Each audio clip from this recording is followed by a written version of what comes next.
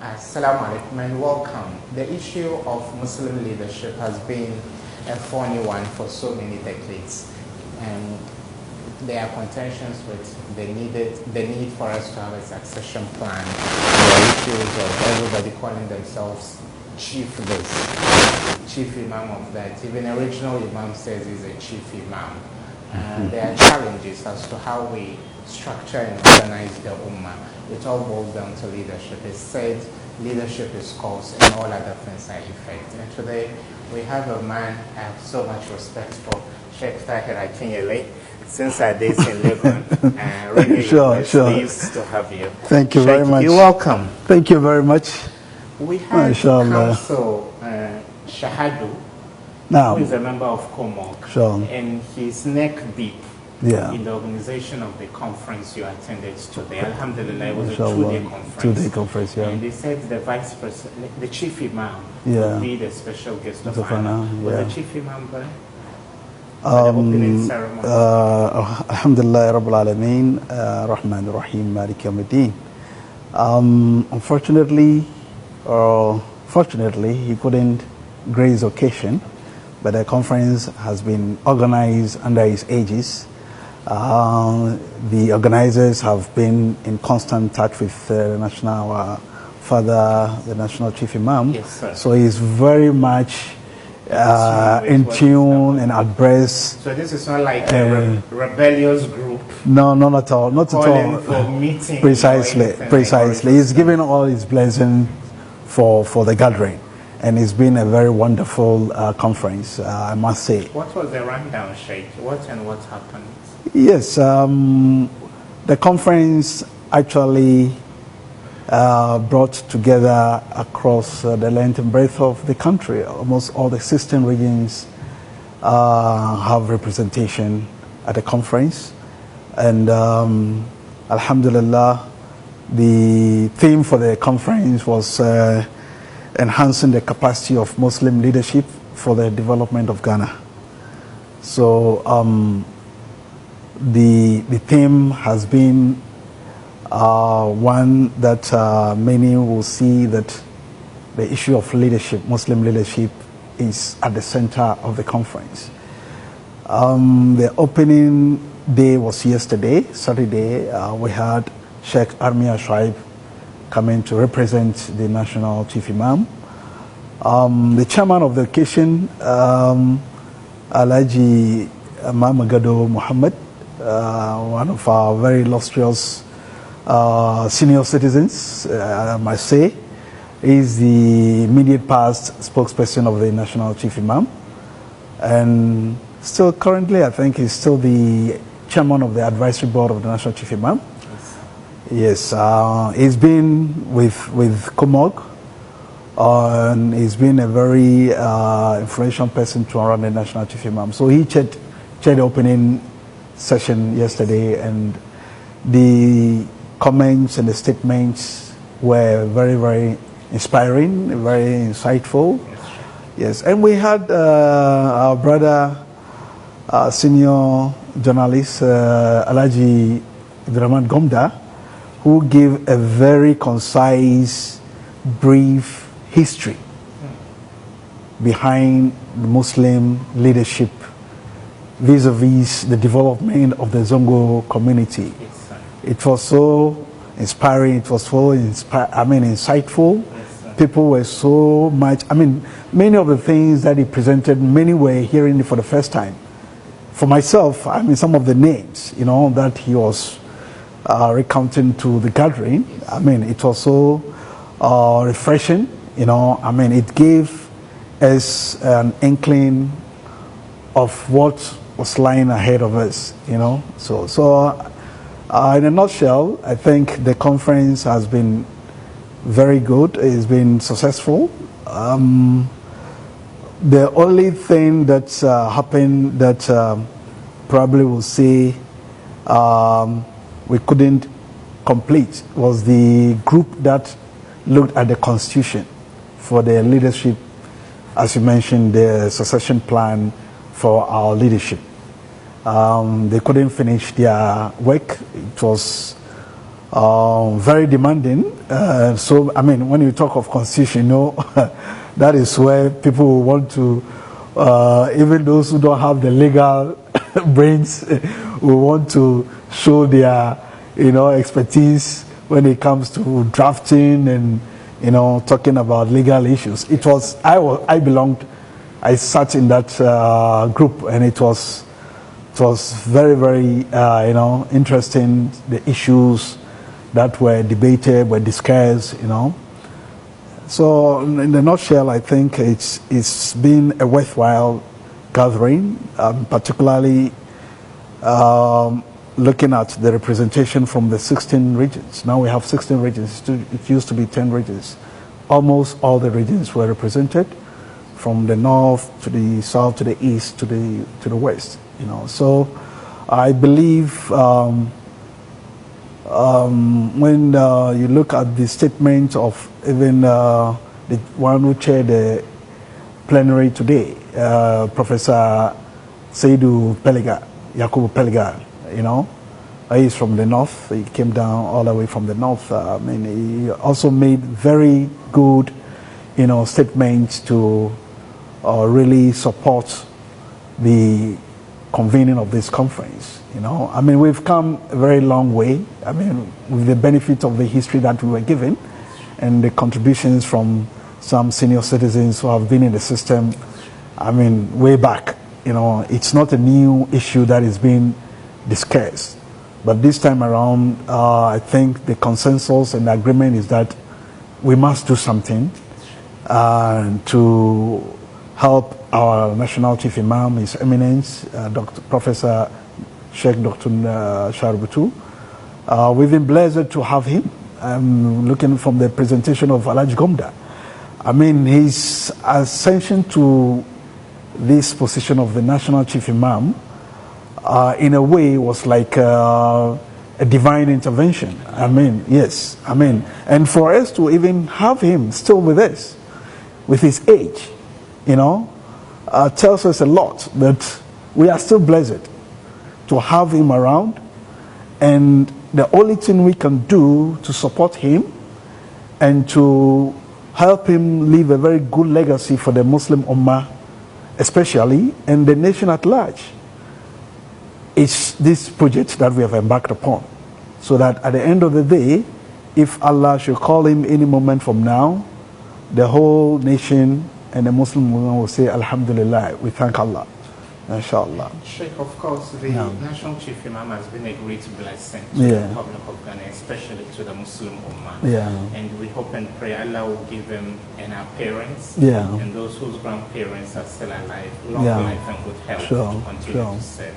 Sheikh, you've been an advocate for the Muslim Ummah, within the Ummah, for a long time. Sheikh, would you say this conference is a good curtain raiser to start a discussion in earnest about streamlining the leadership crisis we have in the country? Yes. Resolving the crisis. Yes. I will not want to believe we have a leadership crisis with the National Chief Imam still being alive. The only thing that we all know and we've witnessed are some small skirmishes here and there, that are, rearing their ugly heads, once in a while, and that is what seems to be calling upon us to rise up to the occasion. We shouldn't wait for our Father to be called by Allah. We all know that we don't have a well-documented legal or policy framework to guide us to select whoever will be taken over from him, if Allah should call him, and we pray that Allah should grant him good health. Sometimes when I see him going out at his age, I still marvel at the kind of strength. He still reads without using the glasses. He still reads without using the glasses. So it's good for us to have this conference, and to begin to look at the structures that we have to put in place. We know we have the Office of the National Chief Imam, which is also a creation of a similar process that was begun some years back. If people recall the formation of the Federation of Muslim Councils, the FMC, So we've come a long way, but it still beckons on us that there's still some loophole to be filled. Talking about the succession plan, we don't have any document. If they ask you today, what document can you cite to guide us to select the national chief imam? Nobody can, lay his or her hands on any document. So this is the project that has begun. As a matter of fact, this is not the first time that Muslims have been called upon or assembled to look at this leadership issue. But I think with this current one that we've just attended, that ended today, I think this time the call has been responded to. The gathering was so wonderful. I mean, when you look at the cross-section of personalities, intellectuals, the sheikhs, the imams, even Muslim traditional leaders. Muslim traditional leaders, particularly those coming from the Gan Adambe Traditional Council and those from the Volta region. Airways. I'm talking of Airways and the Gans. It was so beautiful. I mean, the colorful, the color that they added to the opening ceremony yesterday. I mean, it was so wonderful, That shows that the Muslim Ummah has grown bigger than some will be thinking, We've gone beyond the days where people would think that Islam belongs to just Nima or Sabo Zongo and that kind of thing. Yes, Islam has gone very far. Yes, and today you cannot talk about Islam and think that Accra is the end of it. Yes. So it's something that I believe we must do. We have done, and there's still more work to be done because the constitution is yet to be completed, particularly with the constitutional aspect. We had about 4 groups. The conference broke into 4 groups. We had a group that looked at the Shura concept. Yes, and then we had another group that looked at rights, Muslim rights, and there was another group that looked at implementation. Yeah, but the critical group was the constitutional group. That's where, in fact, after yesterday when I was even leaving, we had not even done a quarter of the work. Yes, in terms of reference. I mean, it involves a lot, And at this juncture, Sheikh, yes. Names come up for commendation. Yes. Hajj Manan Council. Yes. Shahadu, who is a lawyer. Yes. A host of other people. COMOG has done really a human's job. Yes. But Sheikh, you raised concerns about the sustainability of the momentum that has been gathered in the past 2 years. Sure. Yeah, Sheikh, the focus groups you broke into, is there any intention to make the constitutional group a lasting committee so that you reach a very reasonable end to the discussion, especially on the subject of a succession plan? And then when this constitution is finally out, will it be binding on everybody at the regional and national level, cutting across ethnic lines, just as you've indicated? And then number 3, Sheikh, how represented were the various sects? Was the Ahmadi contingent there? Was the Shiite contingent, Tijani, Al-Sunnah, how representative was it? Yeah, Alhamdulillah, I think that's a very good question because we all know that Muslims today, even in Ghana, are multi-sectorial, and we have so many organizations too, almost all the sects were represented with the exception of the Ahmadis. Almost all the Shiites were there, the Al-Sunnah wal Jama'ah were there, There were other groups. Before we even went to the conference, we have WhatsApp platforms that engaged. We started engaging the whole nation before even the conference started. So even before people came to the conference, people were, minds were prepared for the tax ahead. So, like you were saying, the key sects were represented. Al-Sunnah wal Jama'ah were represented.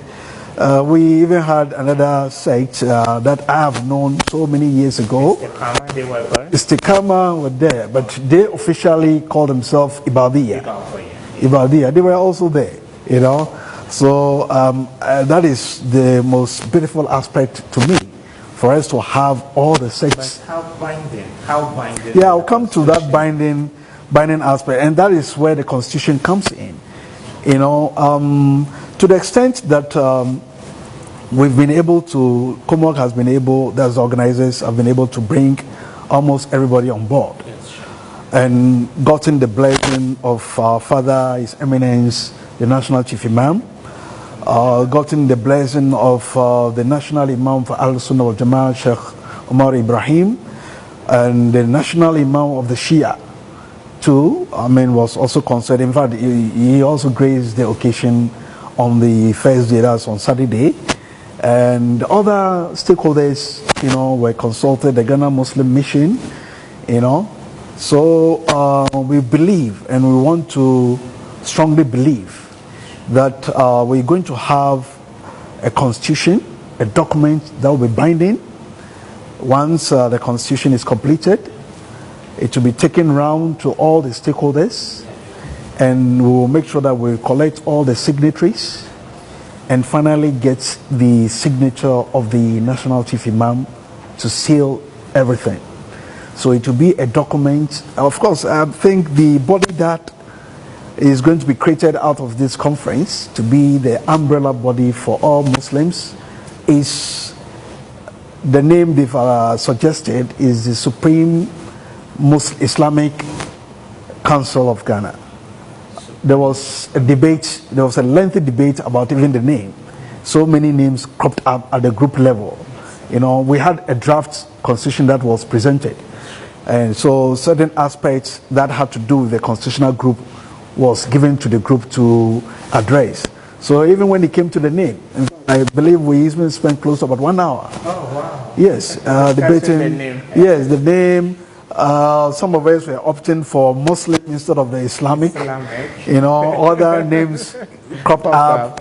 Finally, I think we settled on about 3 names that eventually we are going to look at to come out as the body to look. Yes. Sheikh, are we drawing from the Kano experience or the Zamfara of the Sokoto Sultanate? Where are we drawing our parallels from, or what are we modeling this new Supreme Council? Oh, as a matter of fact, in West Africa, I think Ghana will be blazing the trail. In Ilorin, for example, the Yorubas have a beautiful, arrangement. Yes. For the overall Imam or Supreme Leader. Yes, that is not the kind of model we are looking at, because when you look at that model, it is not sectorial.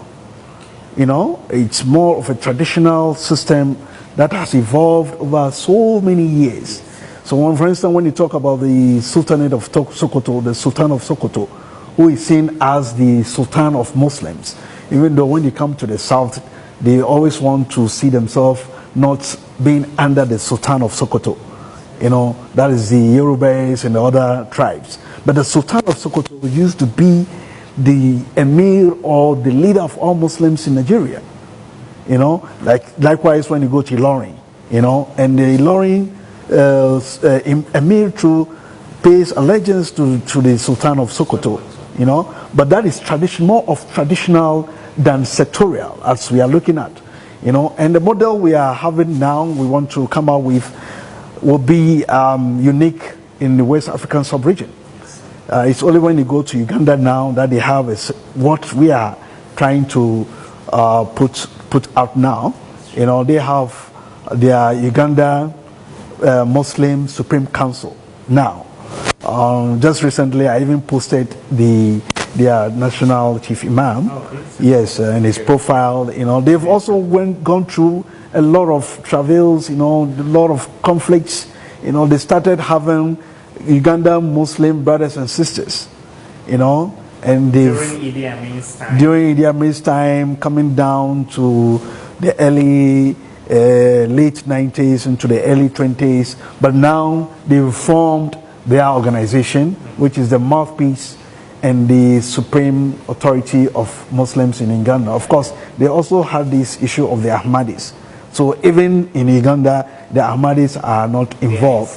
They are separate, you know. Yeah. But so I still think we can all be under the same umbrella. And yeah, I mean, that should be the ideal thing. You know, that should be the ideal thing. But I believe as we move along, as we engage, yes, it's the beginning to deal with what many Muslims want to term the orthodox or the mainstream Muslim. Yeah. You know, but that is the reality. Yes. No, it's good. You see, the beautiful thing about it is the tolerance, the accommodation. Yes, sir. In some countries, you will hardly even see the Sunni and the Shia sitting down at a round table, and that is what is contributing to all the conflicts we are seeing in the Middle East. You will hardly see the Sunni and the Shia sitting down to brainstorm on a common thing. But these same people, Imam, will say to it, white folks from the West who don't actually share the same chip. That is the unfortunate situation. That's so over here, we will say, Alhamdulillah, we have the Shia, we have the Ahl Sunnah. Even within the Tijaniya, you even have splinter groups. They were all there. Even within Ahl Sunnah wal Jama'ah, when you go up north, you see, separate organizations. They were all represented. At the end of the day, we will have a common enemy.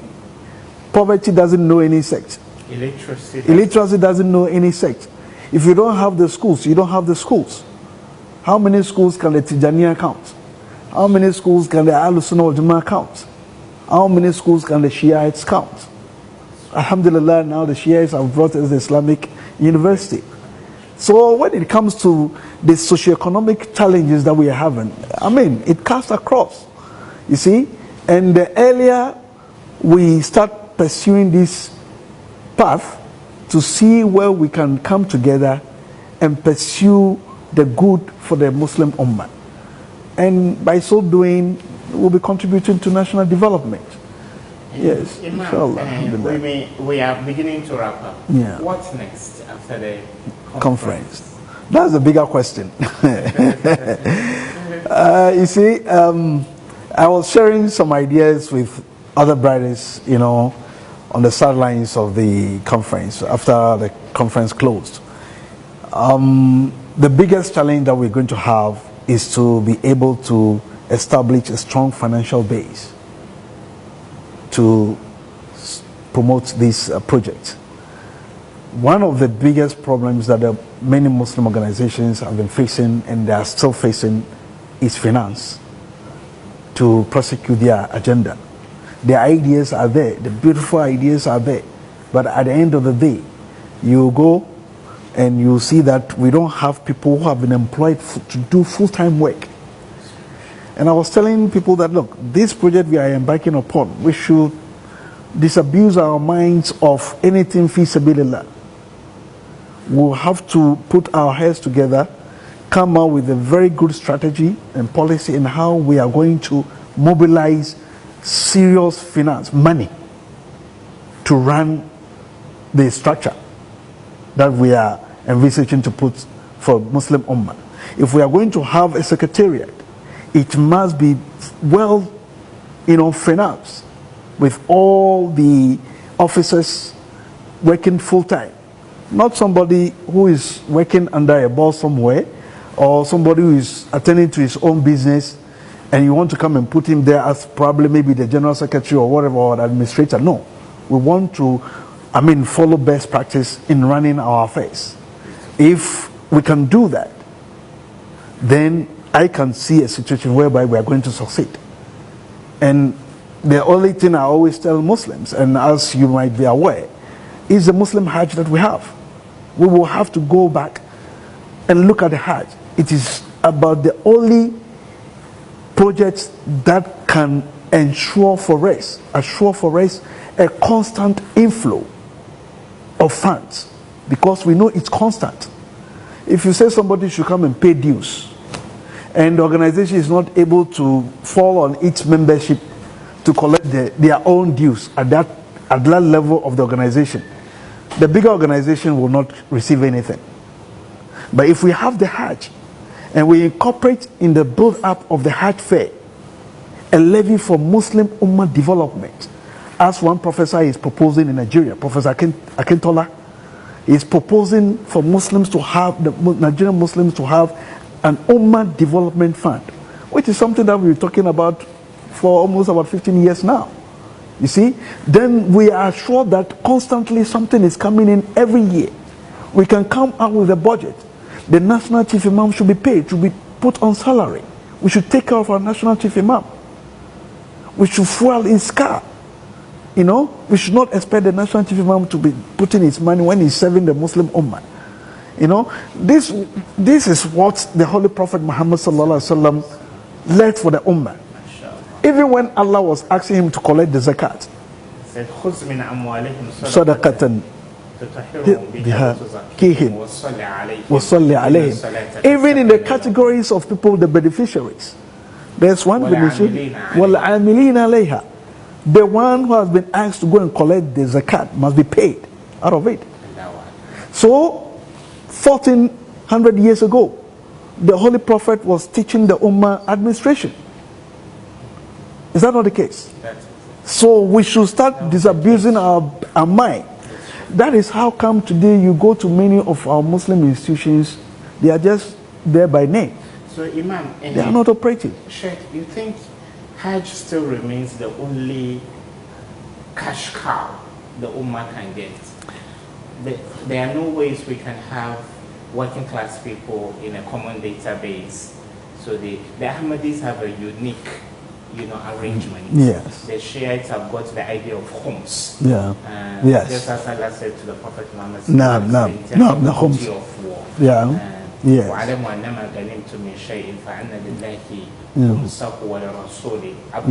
Yes. Within the Al-Sunnah tradition, within the Tijaniya tradition, Fi Sabilillah is the least denomination you can pull out of your pocket. Of course. And that is, I'm not saying this out of disrespect. Yeah. But that is no, what I know. All of us That's the do. reality. No. That is what all of us do. Yes. You pull out the yes. smallest denomination. Yes. So, yes. There's no impetus for you to contribute to a common fund. Yeah. I think we need to have you full time. Yes. A full-blown discussion. Yes, to talk about resources. Imam, thank you so much for making time. Thank you. Thank you too for having me. Inshallah. A very well-spoken and dedicated Muslim actor. Thank you so much. He has been for so many years, if not decades. Thank you, Sheikh. Thank you for having me. Inshallah. Thank you. So we come your way next time. This has been the post-mortem of the National Muslim Representative Leadership Conference that was put together by the Coalition of Muslim Organizations Ghana, COMOG, under the auspices of the National Chief Imam, under the auspices of the Chief Imam, and with frontliners like Hajj Manan, and then lawyer or counsel Shahadu and host of others. May Allah bless their efforts and may He guide this ummah. Wassalamu alaikum wa rahmatullahi wa barakatuh. Wa alaikum assalam wa rahmatullahi wa barakatuh. MashaAllah.